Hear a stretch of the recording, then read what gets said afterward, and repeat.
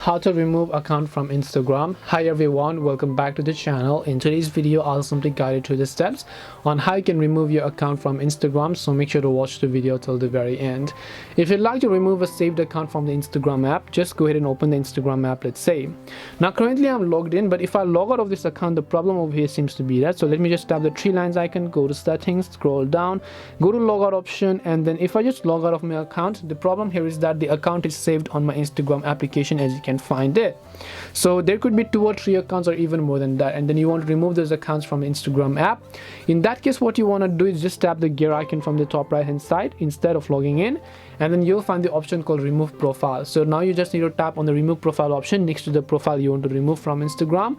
Tap on the remove option and then the account is going to get removed. So this way you can remove an account from Instagram. Hope this video was very helpful to you guys, and if it did help you, make sure to leave a like and subscribe to our channel. If you have got any questions, feel free to leave them down.